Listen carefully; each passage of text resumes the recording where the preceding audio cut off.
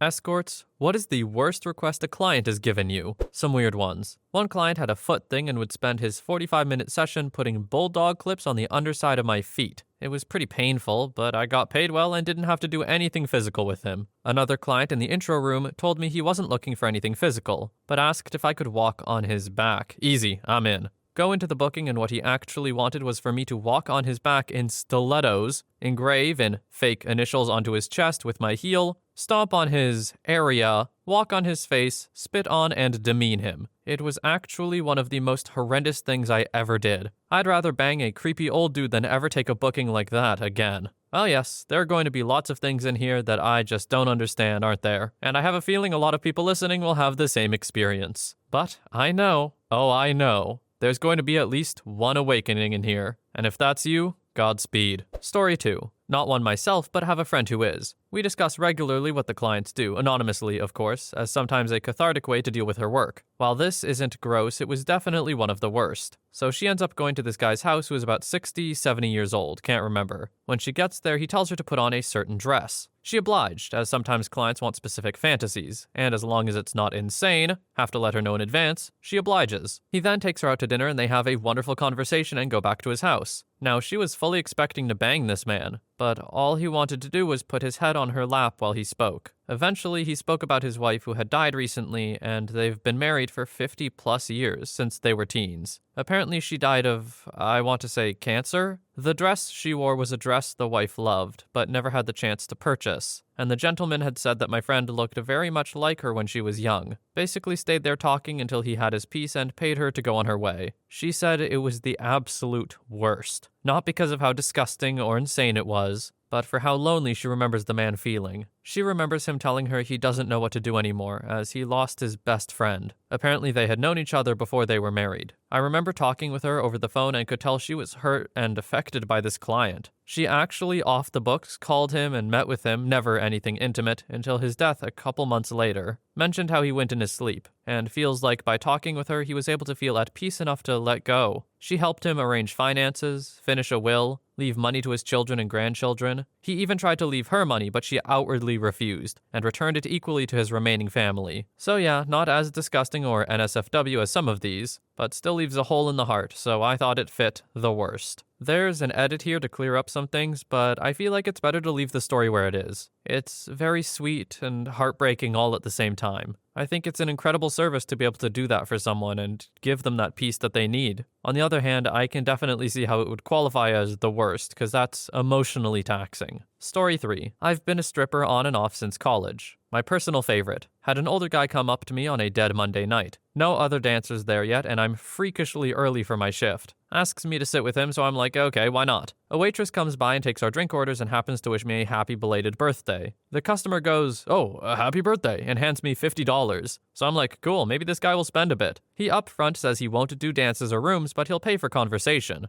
Every 20 minutes or so, the guy hands me a $100 bill. I'm stunned because this might be an old school strip club customer thing, but it's far from the norm nowadays. He's there almost the entire night. I obviously make quite a bit and can tip out everyone real well. He's from out of town and says he'll be back the next day. Tuesday comes and he does the same thing, $100 bills all night. I don't make quite as much, but still a nice amount. He says he'll come in again the next day. Wednesday rolls around and he says he wants to chat with me. He had been trying to schmooze me with all this I'll be a sugar daddy kind of crap, so I assume he's going to propose an arrangement. As an aside, I have a steady boyfriend who I live with, so I wasn't interested. Just wanted the customer's money at work. He tells me there's an issue with his bank. He claims he can't take money out of any ATM in the city, so he wants me to loan the money back and he'll write me a check. Naturally, I'm not an idiot and have worked in finance, so I know this scam. I just say no, I don't carry cash on me. He then suggests that I drive a half hour to my house and then back, and that he really doesn't mind. Again, I say, I'm at work, buddy, it's not gonna happen. He says, I know you're wary, so pull out your phone for me. I'm too entertained by his crap, so I had to do it rather than just walk away, and I'm so glad I did. He tells me to look up his name, as he was some bigwig for a branch of a large bank in his home state. Says he's a well-known, respected figure in his community and would never scam me. I immediately pull up the first article with his name and picture. This dumb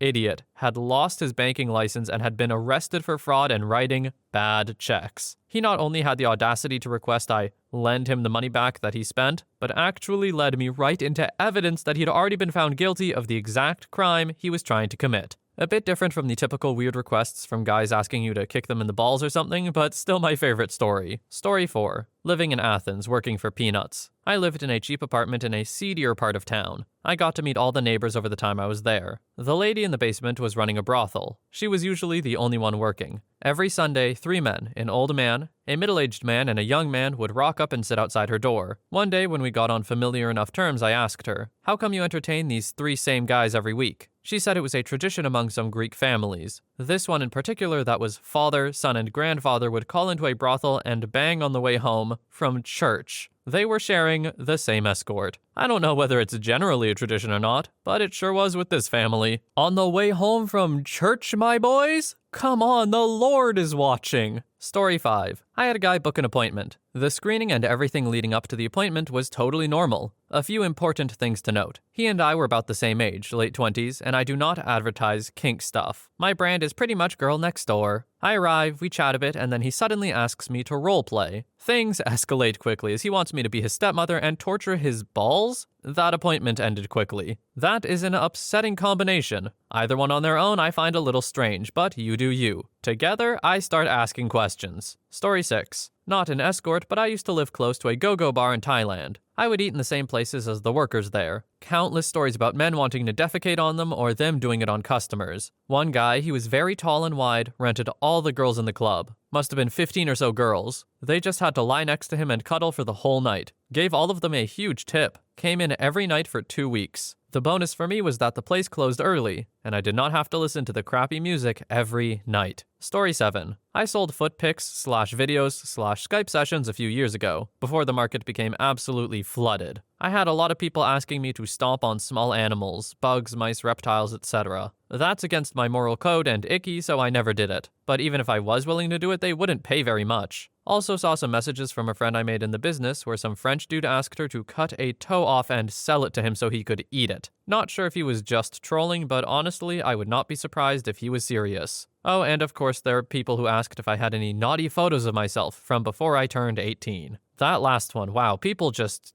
say it out in the open, huh? For a lot of intimate, frisky stuff, I'm like, sure, no shame, but time and place. For this one, for that, shame, please. Please shame. Story 8. So I have a genuine fear of balloons, latex balloons specifically. I've posted about it jokingly online, but for the most part, it's not widely known. A man messaged me a few months back asking for feet pics, and I was super excited that it had finally happened to me. I used to get so jealous of girls that would be asked for feet pics and turn them down. Like, honey, send them my way. Turns out he has a foot thing, but is also a looner. He has a balloon thing. I thought it was a friend pranking me at first, but he was legit. He knows about my fear of balloons, so we settled on using a beach ball as a compromise. Every few months, I hump a beach ball fully clothed for a minute or two and make big money. Story 9. I can't consider this as a worst, but more so completely unexpected, but here goes. So back in the day, I couldn't afford to pay my healthcare because insurance is pure garbage in my country. I had to bend over backwards literally to pay for my treatment out of pocket. I have several diseases ranging from terminal heart disease, AFib, have a cardiac pacemaker, ankylosing spondylitis, autoimmune disease where your spine, ribs, and sternum grow extra bones until my spine is inflexible, and at that point I'm rendered a literal human statue and it is literally unaliving me. I'm a lesbian through and through, but I had to make money as I had nowhere to turn, as I was recently kicked out for being a lesbian, so no family to assist me, and they told me that it would have been better had my mother chosen to abort me. Despite being lesbian, I would still service myself to males because queer women generally aren't really promiscuous to begin with, so finding a lesbian escort is pretty hard in a conservative city, especially being a black lesbian. Anyway, I think the guy felt so bad for me that he asked to go drive through a Chick-fil-A and let me buy the 30-nugget cater tray, frosted lemonade, 6 cookies, and a side of macaroni. Then we watched Community Seasons 1 through 3 in one sitting. That was the first random act of kindness I had ever experienced, and from the person I would expect it the least from. Instead of leaving me to my devices or just passing me up like some random escort most wouldn't consider befriending, he not only fed me, he taught me how to invest in the stock market, taught me carpentry and auto mechanics, and then went a step further and was so generous he paid for an entire semester of my school. Also, I could finish my education to finally achieve my dream of getting my BA in animal ethology with a focus on coyote conservation.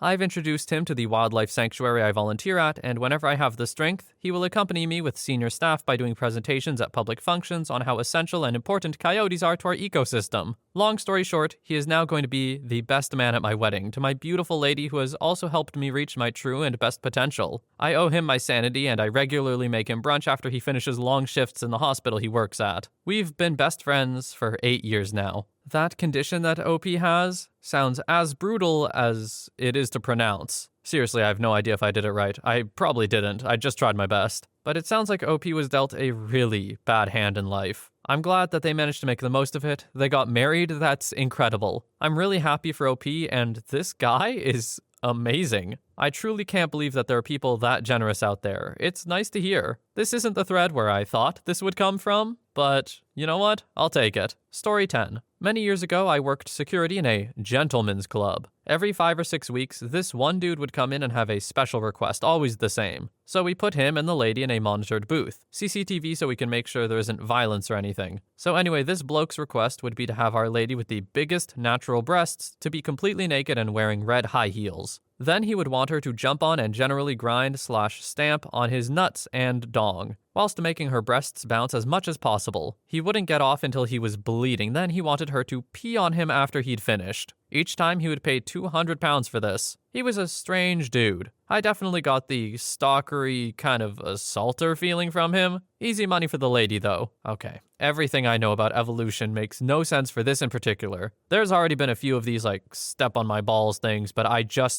come on. Basic ideas of evolution all focus on like the survival of the fittest, but the fittest meaning the fittest to breed, right? And then there are these guys out here damaging their breeding bits because it gets them off. It's so absurdly counterintuitive that I just don't understand. I don't understand how the brain could cross wires like this and make this be a good thing. As long as they're not hurting anyone, it's fine for them. I'm just perplexed. Story 11. Had a roommate in college, 2000s, who did private adult videos by request only. Basically expensive, personalized adult content. She came home pretty bummed out one day and I asked, "What's up?" She said she had been paid $500 to put on an adult diaper and comically large baby bonnet and walk otherwise naked around a local college green space. The whole video was her walking around with her fingers in her mouth acting like a confused adult baby. At the end, she was told to pee in the diaper and show the camera. When she thought she was done, the director asked if she wanted to crap in the diaper for $1,500 instead of $500, saying the client asked if it was possible. She declined immediately and the director was, I guess, okay with it. She was bummed she missed out on making an extra $1,000 because she had crapped before going to work. We both laughed so freaking hard. What an absurd thought. Darn, if only I hadn't crapped before work, I'd be making some real money. Later in life, I worked with her in an office, and I still don't know why this happened. A guy came in one day. He was really soft-spoken and had a thick accent, and I called her over to help me understand his quiet mumbling. When she came over and asked him, his second reply was clear as a bell. "Do you bang dolphin?" What? No, I replied in stunned disbelief. He turned to my friend and says in relatively broken but clear English, "How much you bang dog?" I had to hold back laughing while I escorted him off the premises. I don't know why that store or him or her or dolphins. I just don't know. Story 12. Former escort. One client kept asking for increasingly degrading and violent requests. Mostly just banging him with a strap on and smacking him around a bit. That's fine. He then upped the game to begging me to castrate him. I refused. He said he found someone who would do it, a former nurse or something. He wanted me to watch. Then he contacted me again, begging me to snuff him. Didn't understand what he meant until I looked it up. He wanted me to unalive him. I had to explain that I'm not in the murder game and being unalived isn't a kink. You can't get off when you're dead. Guy was a pilot for a major airline. Not gonna lie, gave me the creeps to think that someone with that kind of depression is supposed to keep hundreds of people safe at high altitudes. Story 13. Not an escort, but a public defender. This is non-confidential material that was produced in open court. An escort was arrested during an undercover law enforcement operation. The cops suspected there was someone running the whole thing and went through her cell phone. One of the incriminating text chains went like this. Escort. "Be on standby. This guy's really drunk and I don't know what he wants." The guy in charge. Okay, I figured it out. He wants me to blow you and then you to nut in his face. He has $200. What do you want me to tell him? I'll be there in 5 minutes. Gotta love good customer service. Story 14. Once I was in a carpool with a young, innocent-looking, tiny blonde in her 20s. Everybody in the car was talking about what they were planning to do in the city we were headed off for. All of us were complete strangers. After some hesitation, she shared with us her reason for traveling. She was a full-time dominatrix that was visiting one of her high-roller clients. It was a 5-hour drive each way, so it had to be worth it. That guy apparently paid her 2 to 3 times a month to visit him for about an hour. Every visit consisted of the first half hour of her fisting him hard, and the second half of her watching The Lion King with him on his tablet. I don't shame, but that seems like a kind of weird request. The fisting somehow being the more reasonable thing to pay someone craploads of money for. Story 15. As a young man, I turned my deep exhibitionist kink into a job after I got caught by a lady cop. She drove me to a club in the next city that had male dancers and introduced me to the manager. I wasn't an escort exactly, but I danced 3 nights a week and went home. Usually to a hotel, sometimes their home or sometimes their car. And the number of women that would climax 2 or 3 times and then have an emotional breakdown and just cling to you and laugh or sob uncontrollably was both heartbreaking and amazing. That was nearly 40 years ago, but there were so many lonely housewives in desperate need of a good shagging. The worst request ever was a lovely woman who was a regular for almost a year who wanted to do it in the most hurtful places she could think of to get back at her wealthy husband, who she loved in many ways, but his constant cheating really messed with her feelings. We did it in their bed, in his expensive car. We often went to the building of the company he owned late at night and did it all over the place. His desk, his couch, the fancy boardroom-style meeting table, the warehouse, the reception desk and chairs, the lunchroom tables. The thing that really stuck in my mind was one time after we were done on the couch in his office, she scooped some, goo from her kitty and smeared it on his desk under his big desk blotter. She was beautiful, smart, well-kept, and angry as hell. Funny thing is, she never left him. My brain can't figure out if this is emotionally a bad or good idea. On one hand, it's an outlet for a lot of stress and feelings that she feels. On the other, this has to be emotionally destructive to yourself, right? Or maybe it's not. Maybe she was so detached from the marriage at that point that it wasn't? Who knows?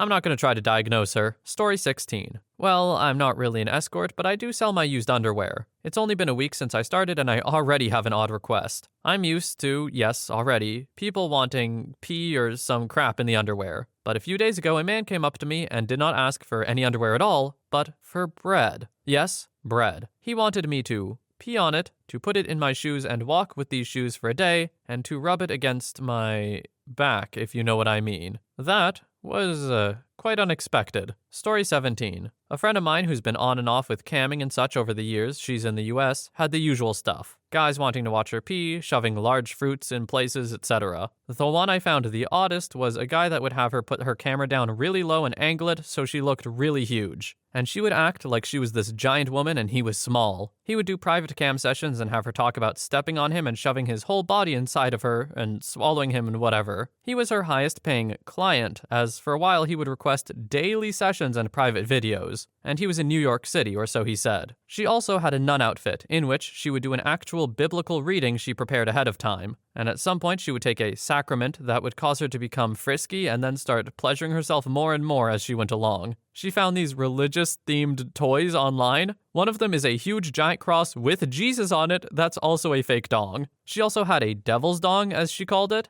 Big, huge, red fake dong with big veins, and I do mean huge, like the size of an arm, along with a couple of other ones. She said the videos she did with those were her highest selling, along with the live shows with the nun outfit. One of the times she went to Adult Entertainment Expo in Vegas. She partnered up with another girl who also had a nun outfit, and they did a live repenting, where they spanked each other's bare butts and punished each other for their sins. That one even got me. Now, OP, when you say that one even got you, what exactly do you mean? Like, are we talking like it got you or it got you? You know? Anyway, there was a whole lot of sacrilege in this one. But hey, girls gotta make the money somehow. And clearly, there is a market for it. So if this is horrifically sacrilegious and hell is real and all that, at least she'll have company. Anyway, this was a thread filled with spicy and some disgusting stories. But at the very least, I do hope you enjoyed. I also hope you have a wonderful day or night. And I'll see you in the next one.